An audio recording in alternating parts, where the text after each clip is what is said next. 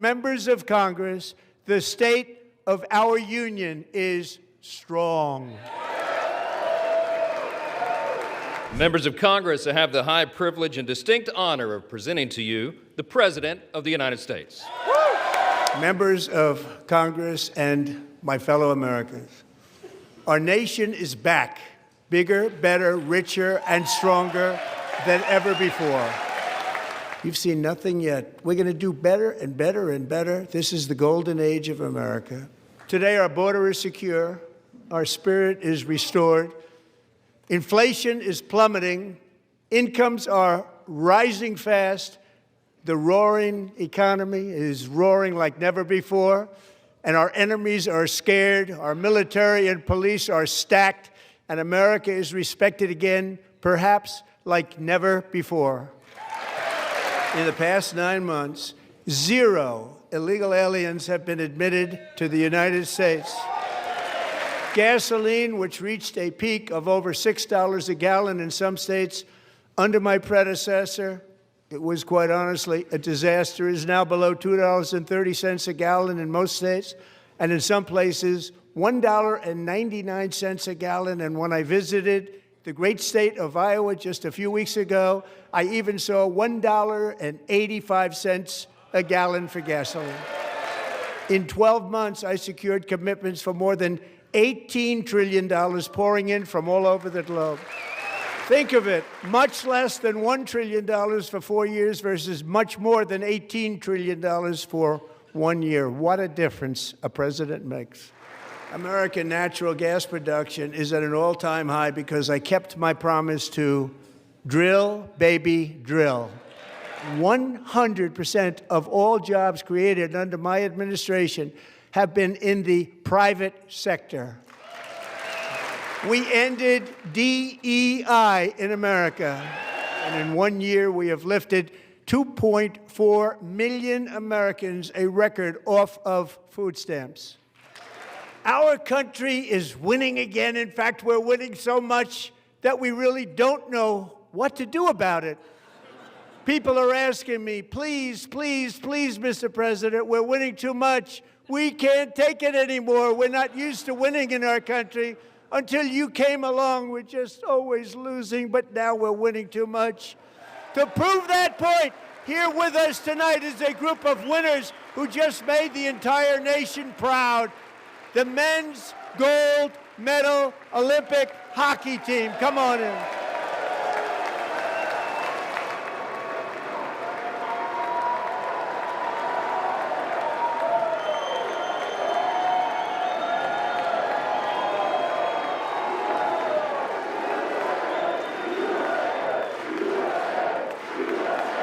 That's the first time I've ever seen them get up. And actually, not all of them did get up. And I will soon be presenting Connor with our highest civilian honor, the Presidential Medal of Freedom. It was July 4th of last year when floodwaters tore through a girls' summer camp as the waters threatened to sweep her away. 11-year-old Millie Kate McClelland closed her eyes and prayed to God.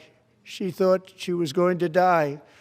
Those prayers were answered when Coast Guard rescue swimmer Scott Ruskin descended from a helicopter above. Nobody knew where he came from. And he lifted not just Millie Kate, but 164 others to safety.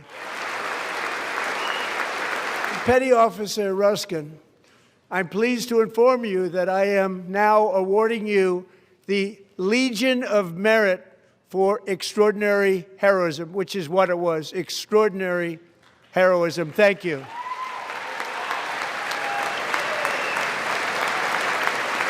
And with the great, big, beautiful bill, we gave you no tax on tips, no tax on overtime, and no tax on Social Security for our great seniors. And as time goes by, I believe the tariffs paid for by foreign countries will, like in the past, substantially replace the modern-day system of income tax, taking a great financial burden off the people that I love. The price of eggs is down 60%. Madam Secretary, thank you. The cost of chicken, butter, fruit, hotels, automobiles, rent is lower today than when I took office by a lot. And even beef, which was very high, is starting to come down significantly. Just hold on a little while. We're getting it down. And soon you will see numbers that few people would think were possible to achieve just a short time ago. That's why I introduced the great health care plan. I want to stop all payments to big insurance companies and instead give that money directly to the people so they can buy their own health care, which will be better health care at a much lower cost. Under my just enacted most favored nation agreements, Americans who have for decades paid by far the highest prices of any nation anywhere in the world for prescription drugs will now pay the lowest price anywhere in the world for drugs. Anywhere, the lowest price. Tonight, I'm pleased to announce that I have negotiated the new Ratepayer Protection Pledge. You know what that is? We're telling the major tech companies that they have the obligation to provide for their own power needs. They can build their own power plants as part of their factory so that no one's prices will go up. And in many cases, prices of electricity will go down for the community and very substantially down. Last month, I signed executive order to ban large Wall Street investment firms from buying up in the thousands single-family homes. We want homes for people, not for corporations. Corporations are doing just fine. I'm announcing that next year my administration will give these often forgotten American workers, great people, the people that built our country, access to the same type of retirement plan offered to every federal worker.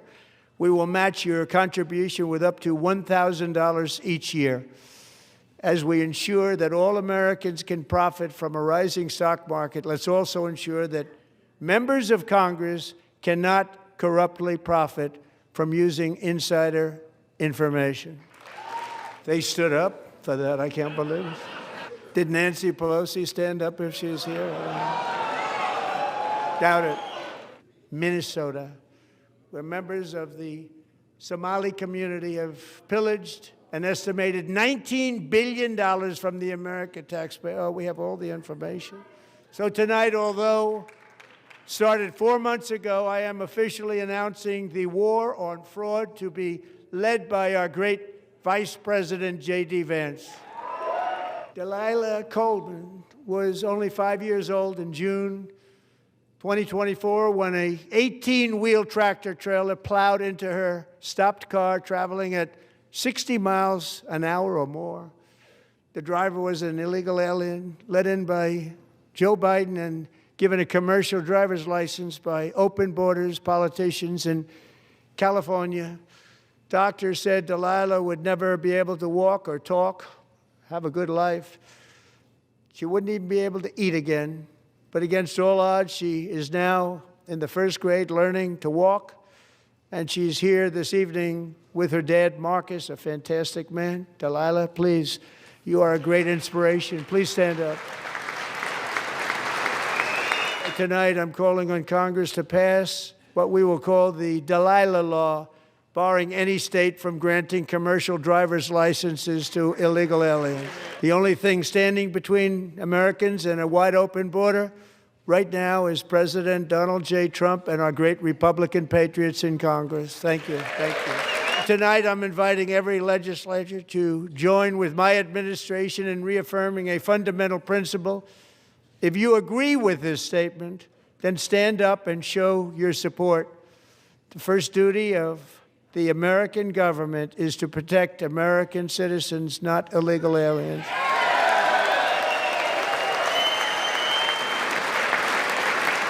Isn't that a shame? You should be ashamed of yourself not standing up. You should be ashamed of yourself.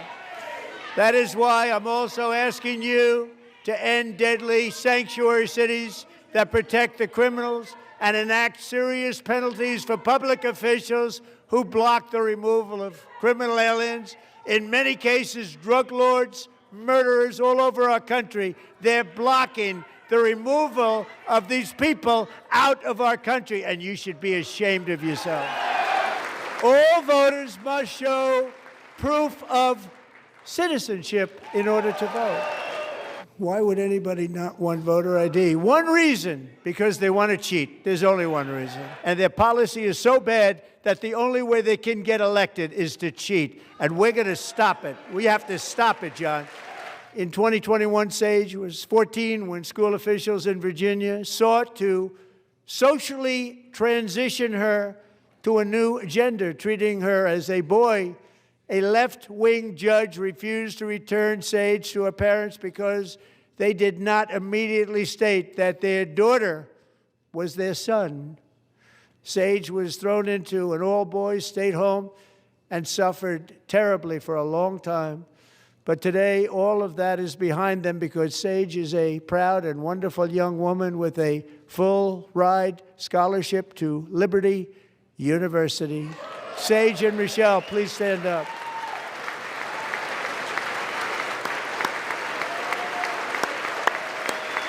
But surely we can all agree no state can be allowed to rip children from their parents' arms and transition them to a new gender against the parents' will. Who would believe that we're even talking about this? We must ban it, and we must ban it immediately. Look, nobody stands up. These people are crazy, I'm telling you. They're crazy. We're lucky we have a country. With people like this, Democrats are destroying our country, but we've stopped it just in the nick of time, didn't we? Huh? I'm very proud to say that during my time in office, both the first 4 years and in particular this last year, there has been a tremendous renewal in religion, faith, Christianity, and belief in God. And a big part of that had to do with my great friend, Charlie Kirk, a great guy, great man. So last year, Charlie was violently murdered by an assassin and martyred, really martyred for his beliefs. His wonderful wife, Erica, is with us tonight. Erica, please stand.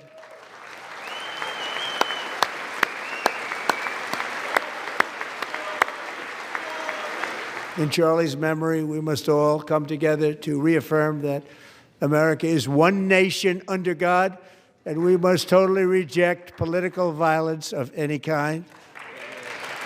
Last summer, 23-year-old Irina was riding home on the train when a deranged monster who had been arrested over a dozen times and was released through no cash bail stood up and viciously slashed a knife through her neck and body. She had escaped a brutal war only to be slain by a hardened criminal set free to kill in America, came in through open borders. Mrs. Zaretsky, tonight I promise you we will ensure justice for your magnificent daughter, Irina.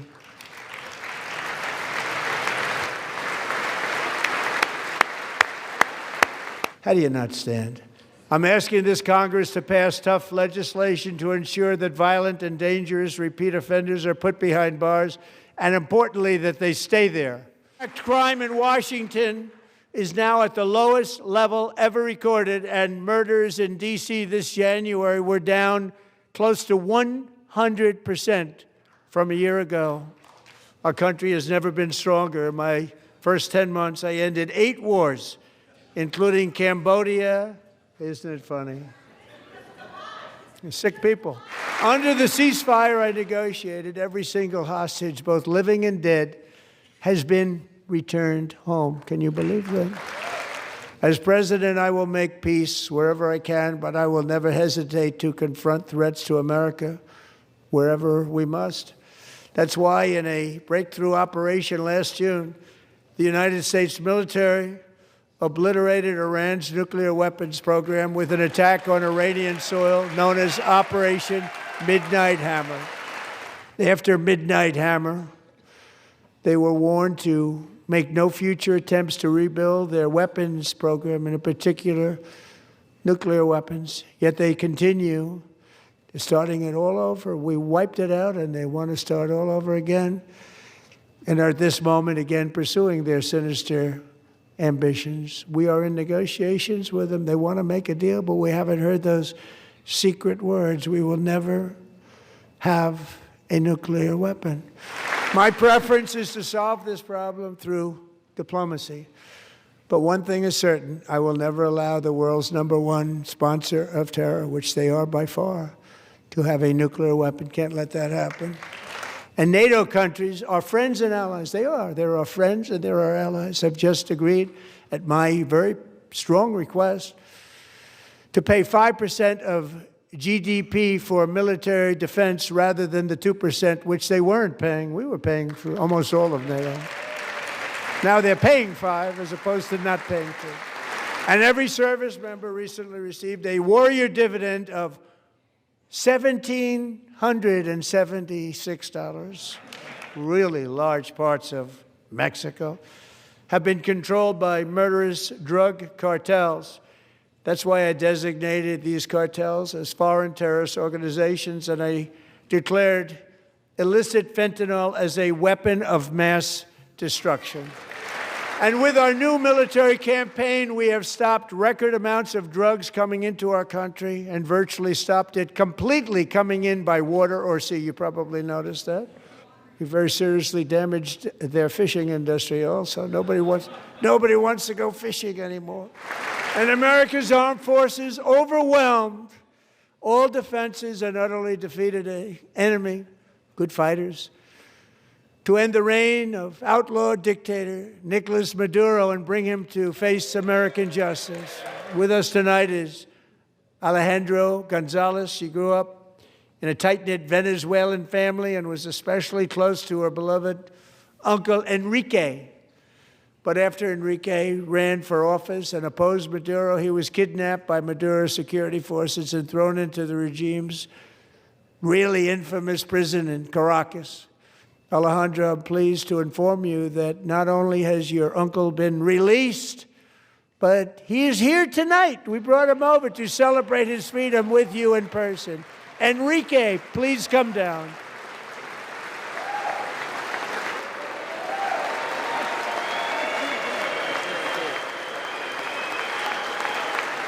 There were many heroes on that January raid to capture Maduro, really great heroes. But the deeds of one warrior that night will live forever in the eternal chronicles of military valor. Chief Warrant Officer 5, Eric Slover, planned the mission and was the flight lead in the cockpit of the first helicopter.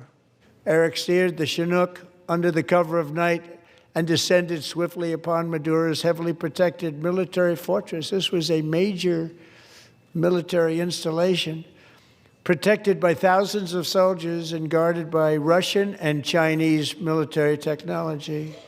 How did that work out? Not too good. While preparing to land, enemy machine guns fired from every angle, and Eric was hit very badly in the leg and hip, one bullet after another. He absorbed 4 agonizing shots, shredding his leg into numerous pieces. Only after safely landing the helicopter with all the warriors aboard in the exact right spot, which was vital to the mission. We probably would have had to maybe cancel the mission if that didn't happen.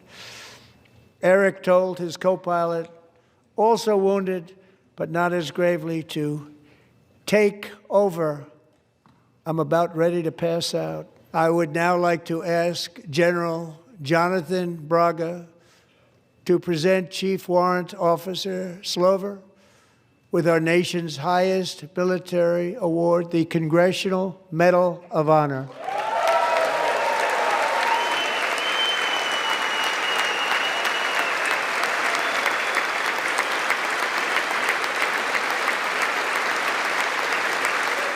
There is one last living legend to honor before we go. Navy fighter pilot Royce Williams served in World War II, Korea, Vietnam, flying more than 220 missions.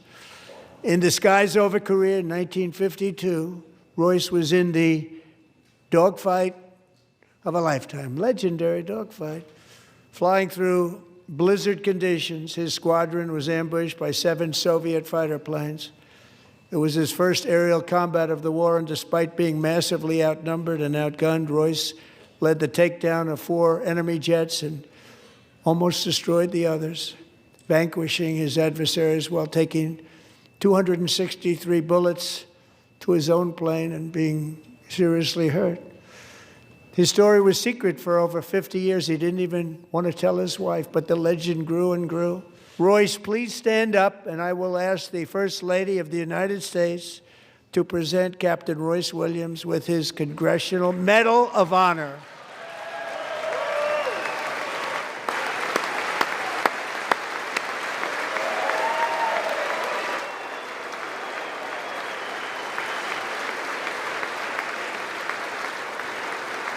And when God needs a nation to work his miracles, he knows exactly who to ask. There is no challenge Americans cannot overcome, no frontier too vast for us to conquer, no dream too bold for us to chase, no horizon too distant for us to claim. For our destiny is written by the hand of providence, and these first 250 years were just the beginning. The golden age of America is upon us. The revolution that began in 1776 has not ended. It still continues because the flame of liberty and independence still burns in the heart of every American patriot. And our future will be bigger, better, brighter, bolder, and more glorious than ever before. Thank you, God bless you, and God bless America.